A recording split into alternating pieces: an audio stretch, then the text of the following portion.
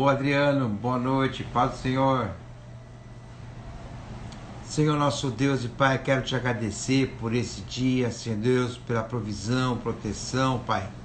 Em nome de Jesus, quero te louvar, glorificar o teu nome, porque tu és um Deus maravilhoso, Pai. E digno, Senhor, de toda a honra, glória e louvor, Pai. Pai, te entregamos toda a honra, toda a glória, Senhor Deus. Pai querido, Senhor Deus, nesse momento, às 20 horas, nós estamos aqui com horário marcado com o pessoal, com o Senhor, Pai, para poder estarmos na Tua presença, Senhor. Paramos nossos afazeres, nosso descanso, para estar na Tua presença, Senhor. E eu te agradeço em nome de Jesus. Amém. Amém, meus queridos. Esse é um ano complicado, né? Nós começamos o ano com pandemia. Tivemos agora uma nuvem de gafanhotos aí passando por perto. Hoje teve um ciclone aqui em Floripa, quase que a live não sai, porque nós ficamos até pouco tempo sem luz aqui, né? Então caiu, não sei se vocês viram aí, mas telhado, árvore, né? Em alguns lugares o vento chegou a 112 km por hora. Aqui onde é que eu estou chegou a 88 km por hora o vento. E a gente poderia até achar que é um apocalipse mesmo acontecendo, com tantas coisas acontecendo, né? Mas a gente vai ver que a coisa é mais séria ainda, né? Então vamos abrir a nossa Bíblia em Apocalipse capítulo 9. Vou fazer uma leitura para que a gente tenha uma noção do capítulo inteiro e depois a gente vai falando alguma coisinha. Abre a tua Bíblia no Apocalipse capítulo 9, versículo 1, e diz assim a palavra de Deus: E o quinto anjo tocou a sua trombeta, e viu uma estrela que do céu caiu na terra, e foi-lhe dada a chave do poço do abismo. E abriu o poço do abismo, e subiu a fumaça do poço, como fumaça de uma grande fornalha. E com a fumaça do poço escureceu-se o sol e o ar. E da fumaça vieram gafanhotos sobre a terra, e foi-lhe dado poder, como o poder que tem o escorpião da terra. E foi-lhe dito que não fizesse dano a erva, a terra, e nem a verdura alguma, nem árvore alguma, mas somente aos homens que não têm na sua testa, presta atenção, na sua testa o selo de Deus. E foi-lhes permitido não que o matasse, mas que por 5 meses os atormentasse, e o seu tormento era semelhante ao tormento do escorpião quando fere o homem. E naqueles dias os homens buscaram a morte e não acharam, e desejaram morrer, e a morte fugiu deles. E o parecer dos gafanhotos era semelhante aos de cavalo aparelhado para a guerra, e sobre sua cabeça havia umas como coroa semelhante ao ouro, e os seus rostos eram como rostos de homens. E tinham cabelos como cabelos de mulheres, e os seus dentes eram como de leão. E tinha coraça como coraça de ferro, e o ruído das suas asas era como o ruído de carros, quando muitos cavalos correm ao combate. E tinham caudas semelhantes às dos escorpiões, e águia nas suas caudas, e o poder era para danificar os homens por 5 meses. E tinham sobre si reis e o anjo do abismo, e em hebreu era o seu nome Abaddon, e em grego Apolion. Passando e já ouviu um ai.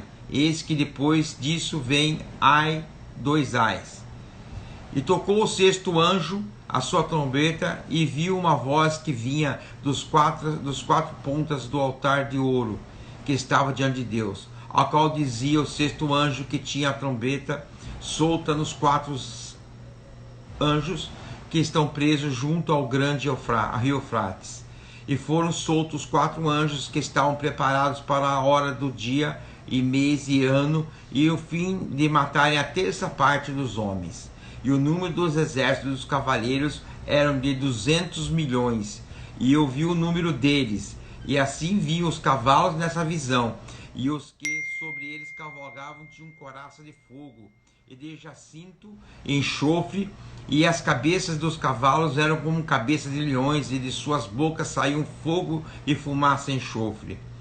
Por esses três foi morta a terça parte dos homens, isto é, pelo fogo, pela fumaça e pelo enxofre que saía das suas bocas, porque o poder dos cavalos estava na sua boca e na sua cauda.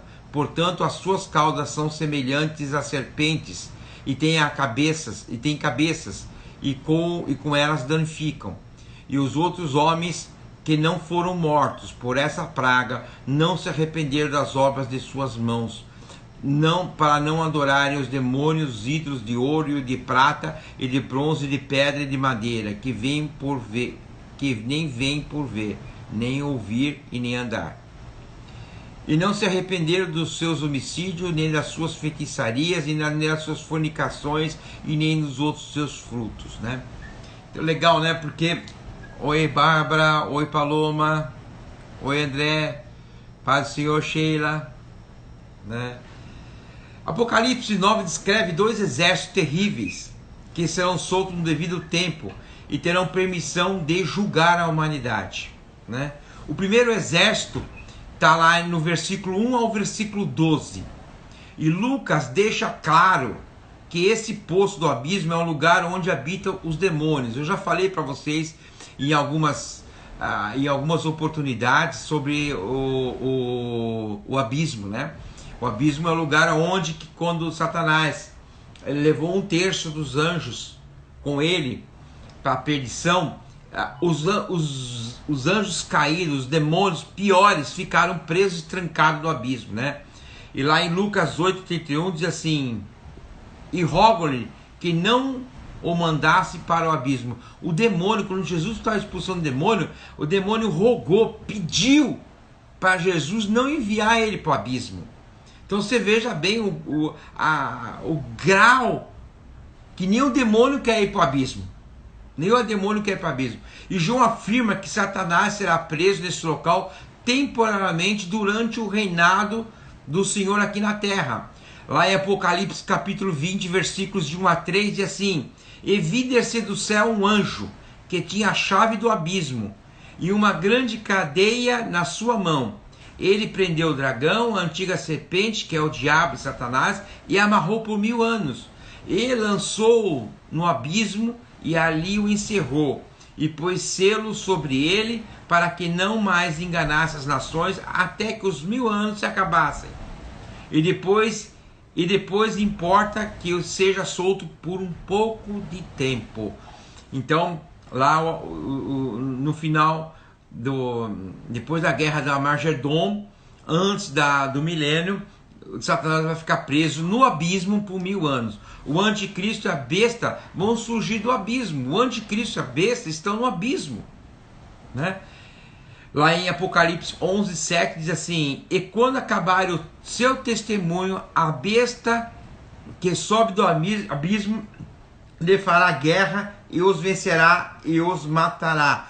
Então, hoje, a besta, o anticristo estão o quê? No abismo, né? E aí fala de um rei, né? De um rei do abismo. Quem é o rei desses seres do abismo, né?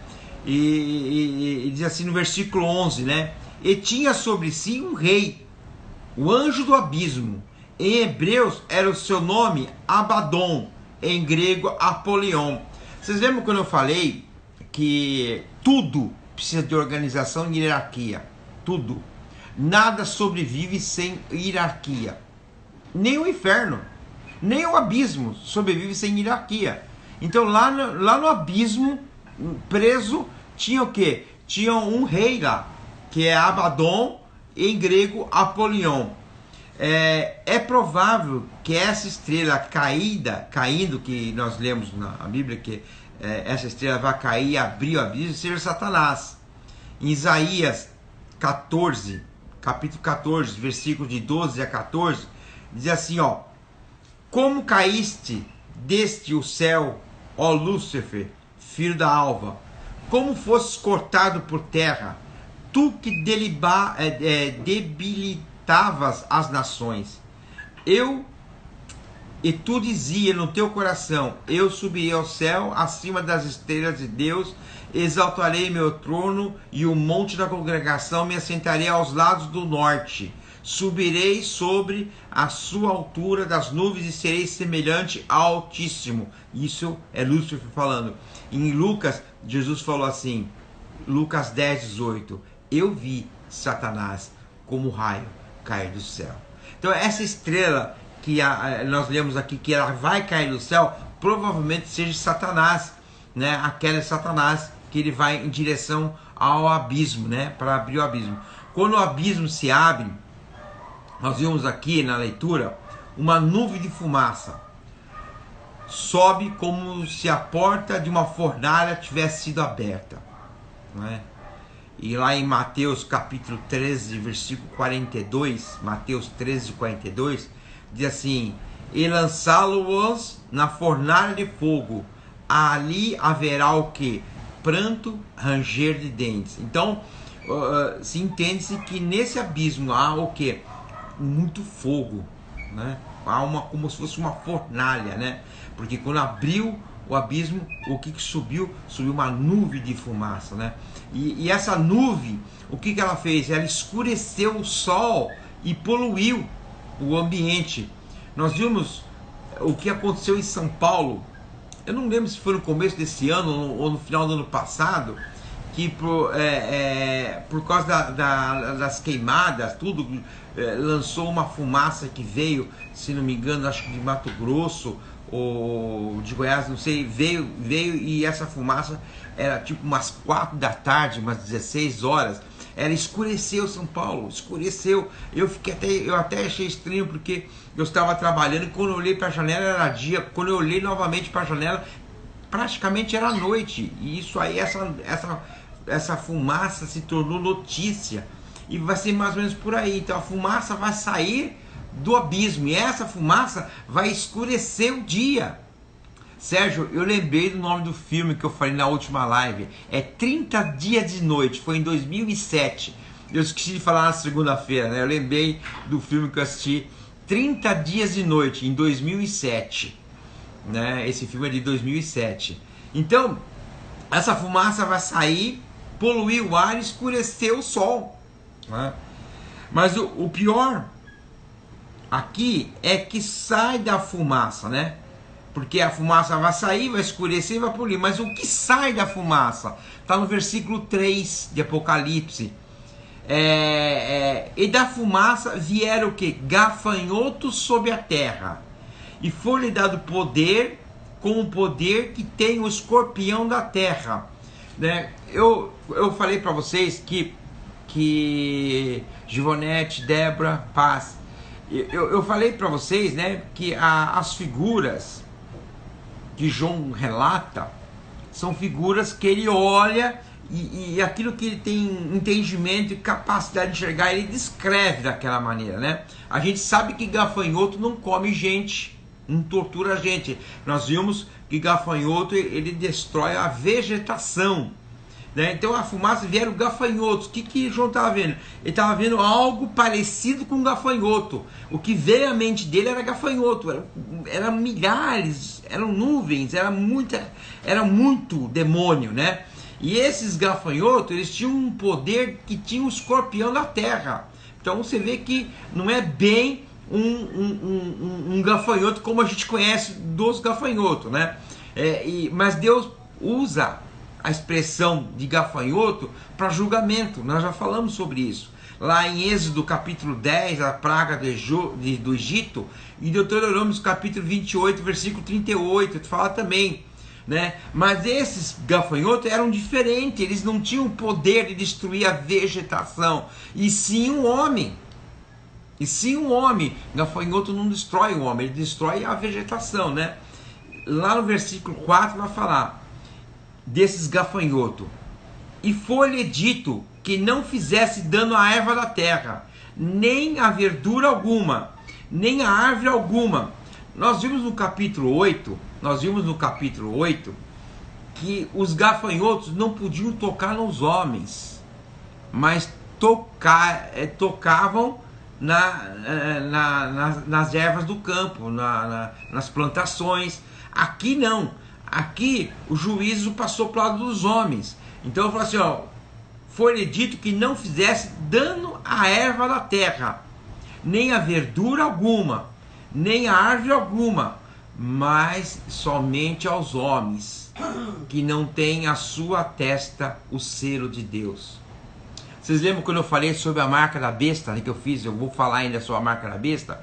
Que eu entendo que a marca da besta não é um 666 escrito na testa e na fronte na mão, não é um chip, não é um cartão de crédito, um código de barra, não é nada. Eu entendo dessa maneira. Se você entender de outra maneira, se você acredita, tudo bem, mas eu entendo dessa maneira. Eu entendo o seguinte, que a marca da besta na testa e na obra significa que nós vamos pensar e a nossa mente vai estar dominada pelo anticristo e as nossas obras vão testificar.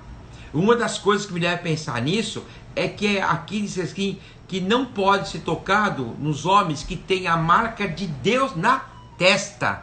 Quer dizer, a mente dessas pessoas, o coração dessas pessoas não estão na besta, não estão no anticristo, mas em Deus. E Deus tem essa marca na mente. É aqui que funciona o nosso poder de decisão. O nosso poder de decisão é aqui. Aqui é onde a gente manipula para pecar ou não pecar, errar ou não errar, estar com Deus ou não estar com Deus. É aqui, é na cabeça, é na mente. Então, as pessoas que tinham a marca de Deus na testa não seriam tocados por esses gafanhotos que pareciam escorpiões, né? Eles tinham um ferrão como os do gafanhoto na cauda. Você já viu um bicho assim? Um gafanhoto com uma cauda com ferrão de escorpião? Você consegue imaginar um negócio desse tipo? Eram demônios com o mesmo poder de destruição dos gafanhotos. Então por que João achou que era um gafanhoto? Porque eram demônios com poder de destruição igual ao gafanhoto. Como é o poder? É muitos.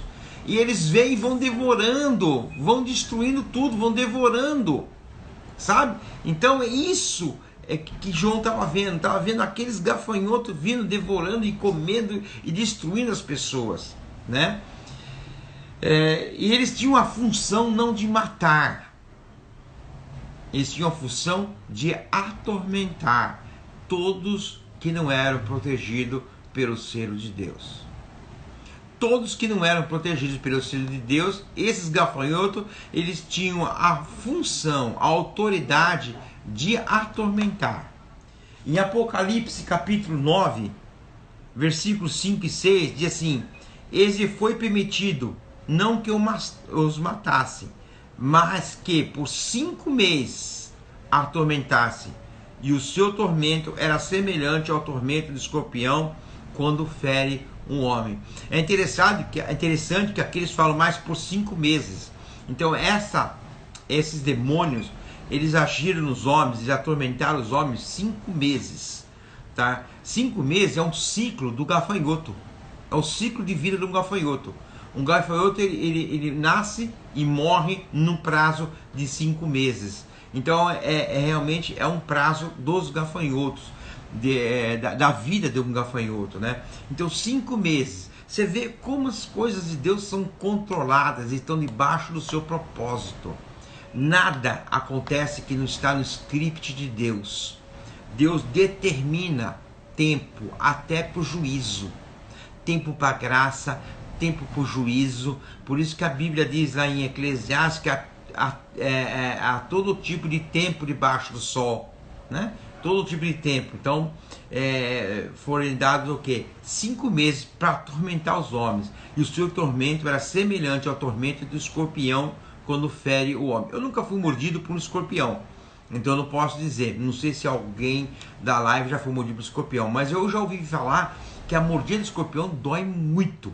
É muito dolorida. É muito dolorida, né? E naqueles dias os homens buscarão a morte e não acharão, desejarão morrer e a morte fugirá deles. Quer dizer, o tormento era tão grande que eles preferiam morrer do que passar por aquele tormento. A morte era mais importante, era mais consolador, vamos dizer assim, do que a vida atormentada. A vida atormentada. Às vezes a gente, quando está até às vezes algum problema, alguma coisa, a gente não entende isso. Que pessoas que se matam, desistem da vida, porque os tormentos chegam a um ponto tão grande, tão grande, tão grande, que a pessoa não tem como administrar mais aquilo. E a morte é um alívio para aquilo. É um alívio para aquilo. E as pessoas nesse tempo, né, nesses 5 meses, vão desejar, com licença, a morte, né? Então esses 5 meses será essa julgação, né? Esses demônios não vão matar, eles vão causar dor e tormento, né? Esses demônios seguem Abaddon, que em grego chama Apolion, que quer dizer destruidor. Então Abaddon ou Apolion significa destruidor. Algumas definições, né? Alguns teólogos definem ele como filho de Satanás, né? Então a gente pode até dizer que a pessoa que gosta de destruir é filho de Satanás, né? Destruir relacionamento, destruir a imagem, destruir o caráter, destruir enfim, as pessoas, ela pode ser chamada de filho de Satanás, né? Mas tudo isso, esses acontecimentos, estão debaixo da autoridade de Jesus Cristo. Ele tem a chave do inferno e da morte, né? A gente usa muito esse versículo, os evangélicos usam bastante esse versículo, né? Que ele tem as portas do inferno não prevalecerão contra a igreja, né?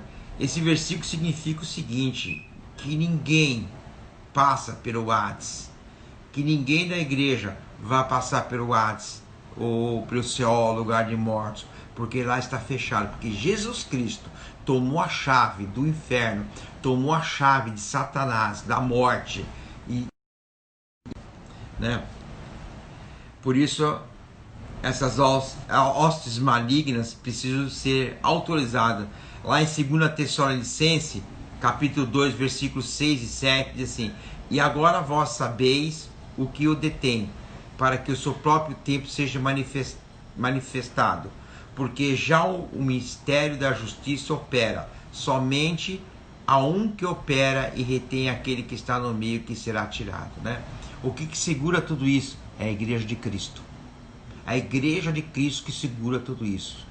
Deus não vai permitir que essas coisas aconteçam enquanto a igreja estiver aqui. Ah, pastor, o senhor mesmo falou que teve pandemia esse ano, que teve uma nuvem de gafanhoto, que agora em Floripa teve lá um ciclone, né? Que tem um ciclone, né? Tudo isso, isso é pouca coisa. As piores coisas, as coisas que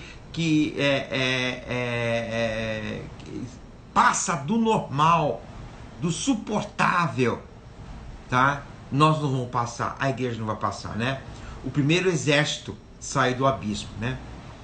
E eu vou parar por aqui hoje, porque nós vamos falar depois do versículo 13 ao versículo 21 do segundo exército, tá? Então o primeiro exército são os demônios que saem do abismo, né? E eu pedi para vocês, passei no grupo da igreja para vocês lerem Apocalipse, e eu queria que vocês continuassem a lerem Apocalipse, né? E nós vamos falar depois do segundo exército, né? Do versículo 13, capítulo 9, versículo 13 ao versículo 21, tá? Amém. A semana que vem eu vou dar essa matéria, porque amanhã é meu aniversário e eu não vou fazer live. Então, amanhã provavelmente a pastora, ou a pastora Dirce, ou o pastor Ronaldo vai estar na live aí, não serei eu.